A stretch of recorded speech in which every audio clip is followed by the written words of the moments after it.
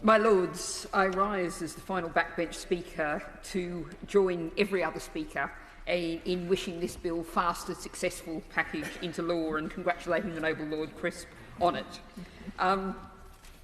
I entirely sympathise with the comments of the noble Lord Young of Cookham saying some elements of this could be taken and implemented immediately. But really what the great value of this bill is it's a systems thinking new approach for the government, which is just so desperately needed. And dare I say, I doubt they'll listen to me, but some Tory leadership candidate could adopt this wholesale as a great policy to present in the debate tonight. Because what it is bringing the kind of systems thinking we so urgently need. I will also, just in passing, offer Green Group support to the noble Lord Foster of Bath's electrical safety bill, so clearly related to this one. I'm sorry I wasn't able to take part in that debate.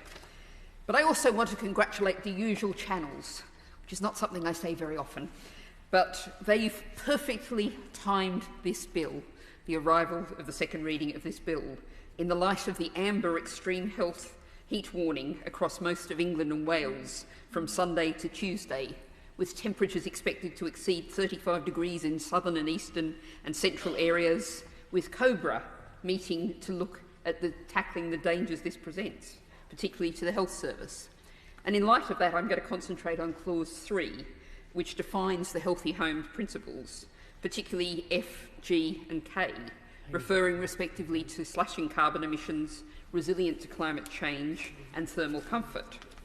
Although I must also make reference to the importance of Clause J, which deals with indoor air pollution.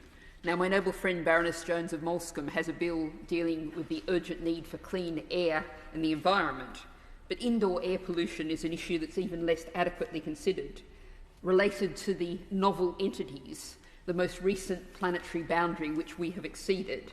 Far too many products on our supermarket shelves being pushed by blanket advertising contain volatile organic chemicals which make our homes less healthy, which pollute them, and the ventilation of those homes is inadequate to remove. Now, the noble Lady Baroness Walmsley, among others, commented on the relationship to poverty.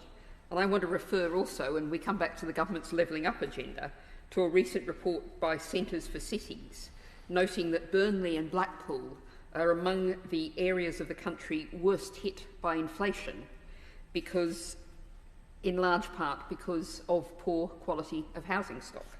And the reality means that northern workers are facing inflation levels of £133 extra costs for essentials per month versus an average in the south of £103. That's an extra cost, a significant part of which comes from poor housing, of £360 a year. And that, of course, is before the further increase in energy prices that we're expecting. Now, I can imagine one of the responses we may hear from the government, if we're not going to hear a widespread embrace of this bill, which we should, is, oh, but what about the extra costs? Well, I don't have much time for detail, but I will refer, noble lords, to the report titled The Costs and Benefits of Tighter Standards for New Buildings, prepared for the Committee on Climate Change. And I think it was the noble Lord Best referred to its absolutely scathing assessment of the government's policies in this area of climate adaptation. But in this report, the detail is set out very clearly. Ultra-high energy efficiency standards, which would meet many of the demands set out in the noble Lord Crisp bill, installed along air-source heat pumps, represents a 1 to 4% uplift on build costs relative to a home built to current regulations. So for 1 to 4% higher build cost, we would actually get a very long way down the road to the healthy homes that the noble Lord is outlining. And, of course, it notes also that costs are highest in the least efficient building forms, such as detached houses, which is where, bringing in the systems thinking, we come to the land use strategy that we're about to be seeing very soon from the government. Now, I want to conclude by taking this broader and coming back to Clause 1 of the bill, which lays a duty on the Secretary of State to look at all buildings, not just homes, and look at where we are now, the disastrous place we are now. And I quote the head teacher of Clacton Girls Academy, who's told parents that they plan to send pupils home at 12:30 p.m. on Monday and Tuesday. Quote, "Already many classrooms are very hot, even with fans, and students are struggling to keep cool, drink enough water, and maintain concentration in lessons."